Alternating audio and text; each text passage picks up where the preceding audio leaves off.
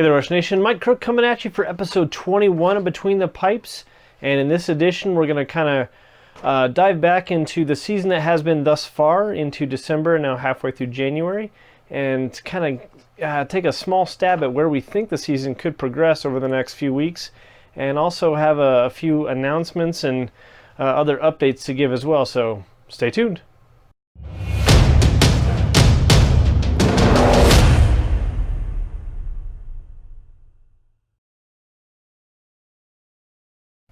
All right, and we're back. So yeah, again, Mike Crook with Free Sports Press and the Sin Bin. If this is your first time viewing a Between the Pipes episode, make sure that you like both Free Sports Press and the Sin Bin's YouTube channel.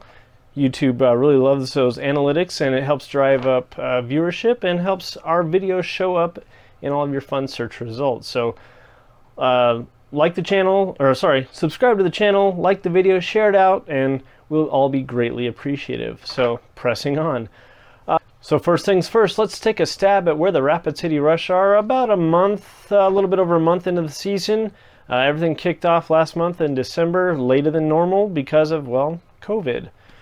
So how did things go? Well, as you can see, the first game, phenomenal. It was what we like to call out here in the Black Hills a Watiki win, meaning that the Rapid City Rush scored 6 goals in the game, and everyone in attendance gets to go to the local Watiki water park for free within the first 7 days, whatever it is. So that was awesome.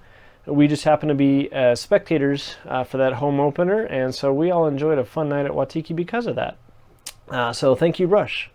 And but yeah, starting the season off with a nice 6-4 win over the Utah Grizzlies, always impressive, especially because these teams have been known to have some really fun back and forth games over the past several seasons, and each team typically brings their A game. Always a lot of electricity on the ice, great shots, great passing, great goaltending, and yeah, it was a really great night. Sadly, though, the Rush weren't able to secure a opening season sweep, as the Grizzlies were able to take the second game in that series and split the opener with Rapid City. So pressing on. The Rush then had to kick off a 5-game road trip, which sadly did not go Rapid City's way. Over that 5-game road trip, they were outscored 21-12, although out of that 5-game road trip, 3 of those losses did come at the hands of just a 1-goal loss. So those contests could have gone either way, and maybe if certain things had happened, could possibly should have gone differently. But it is what it is. They definitely had some stiff competition on that road trip, and a lot of things were learned about the team at that point, as far as different lines that Tetsi could mix up with, different strengths and weaknesses as the team was still growing. Always fun to have a modified, fall camp, things of that nature. So the team was still learning a lot of new acquisitions and things of that nature.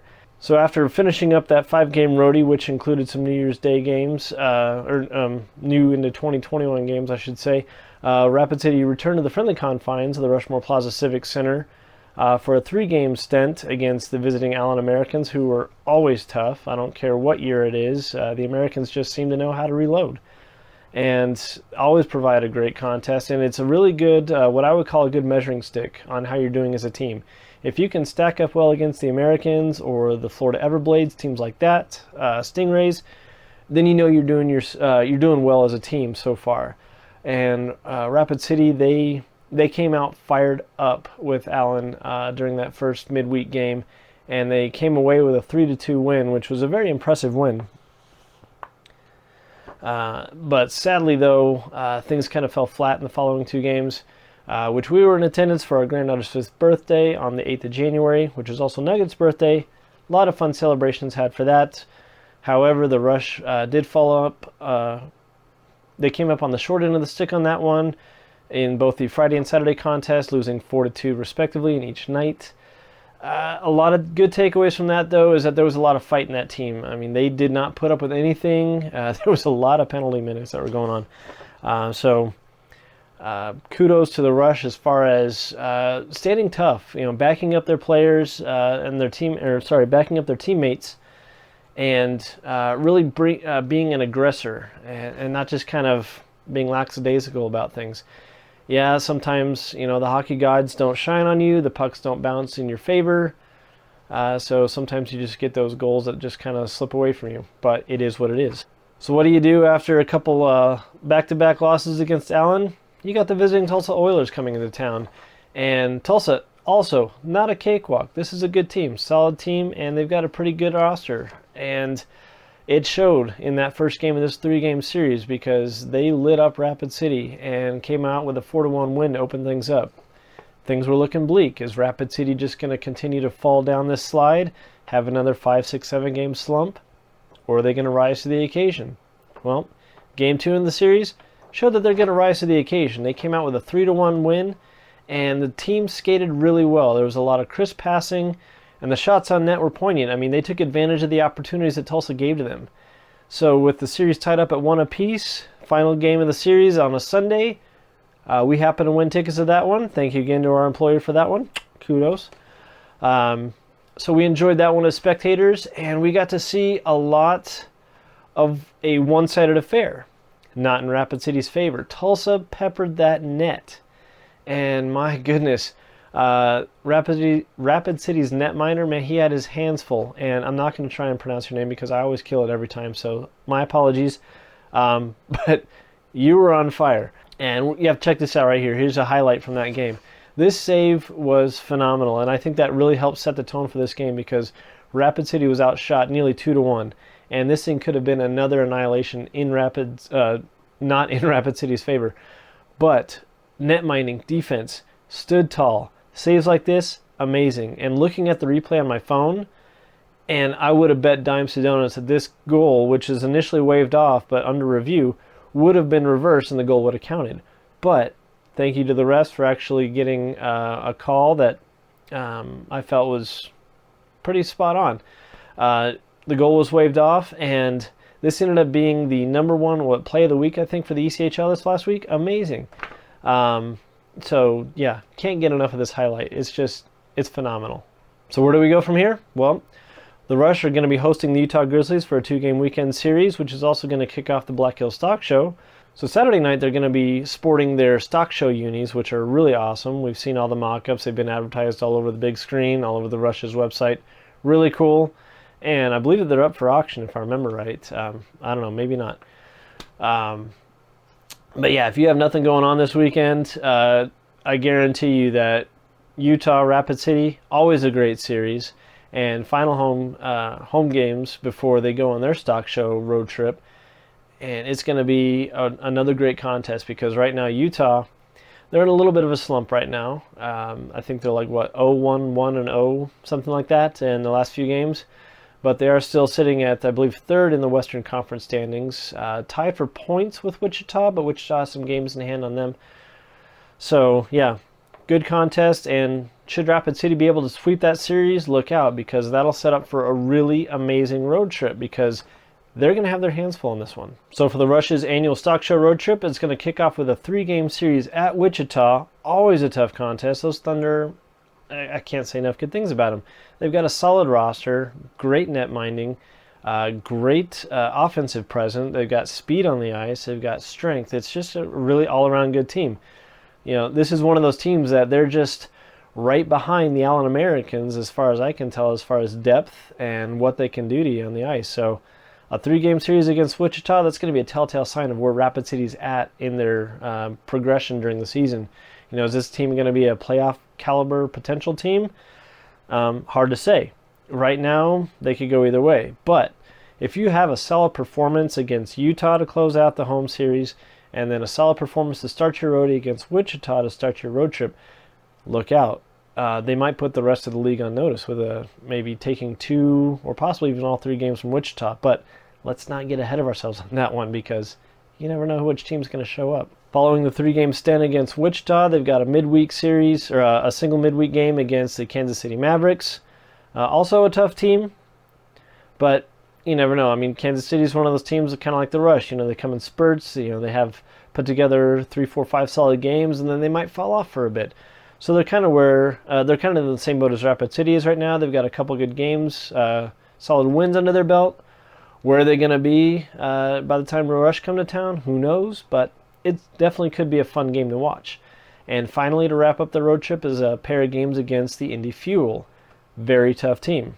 Right now they are currently, I believe, technically in first place in the Eastern Conference, only because they haven't played as many games as everybody else. So their record right now is almost unblemished. They have a single loss to their name. So can the Rush maybe notch a loss or two for the Indy Fuel? Who knows? By the time the Rush play Indy, who knows? Maybe they have another loss or two on the record. But as it stands right now, they're recording this vlog. Indy has a single loss on the record, so could be a tough game. So finally, a couple things to discuss before we go on to our last announcement, before we close out the vlog here. Have you enjoyed the highlights that we've been posting so far? I know that we were really getting into Sporfie when the season came to an abrupt end last season. And we were really hoping that everything would continue with a new season this year, and thankfully Sporfie's still on board, and we're actually getting pretty good about capturing those highlights with the action that goes on the ice. So thank you again to Sporfie. Big shout out to you guys at Sporfie Moments on Twitter, I believe is their handle. Check them out. If anyone wants to capture your own highlights to share, check them out. Sporfie's the app, and it works really great. It's awesome. Thank you guys for providing an amazing service. And secondly, FloSports.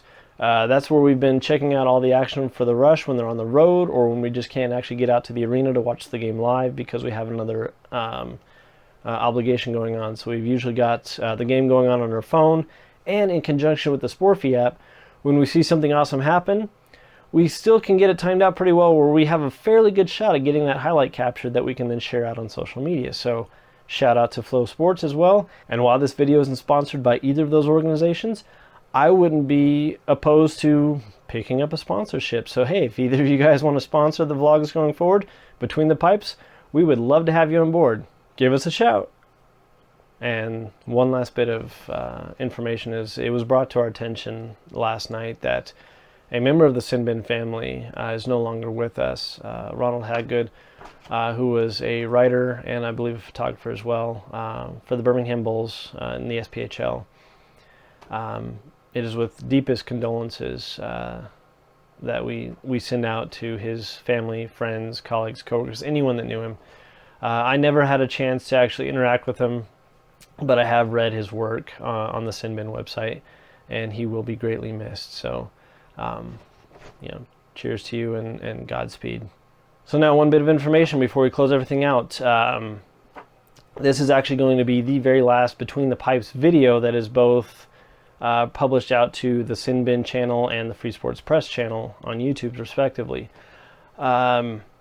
A lot of different reasons for that, mainly because direction that we want to go. We're just going to be exclusively publishing these episodes out just on the Free Sports Press YouTube channel going forward. So I would like to give a personal thank you to Matt Harding and all involved, Joe Rozicki, the whole nine. Thank you guys for giving me the opportunity to write and shoot and vlog for the Sinbin since I believe like 2015, 2016, something like that. We've been doing Free Sports Press since year 2 of the Rush. Oh, I'm sorry.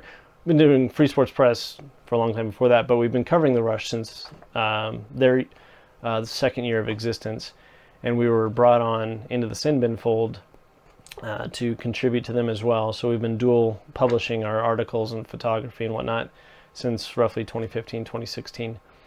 So thank you for that opportunity. Met a lot of great people, a lot of great colleagues, and it's been really fun to see what the hockey market is in other parts of the country. We've really enjoyed that. So thank you again very much. For all of you who subscribe to the Sinbin channel, thank you for your patronage. Thank you for sharing out our videos, liking, commenting, whatnot. If you'd like to jump on the Free Sports Press channel, we would love for you to subscribe to that as well. Keep subscribing to the Sinbin, though. They produce a lot of great content, so be on the lookout for all their new podcasts and whatnot that get produced out there. And likewise, we'll be producing content on Free Sports Press for Between the Pipes, among other different media outlets as well. So again, thank you all very much. Don't forget, subscribe to the channels, whichever one. Make sure to hit that like button, share it out, and again, thank you all very much, and until the next episode, take care.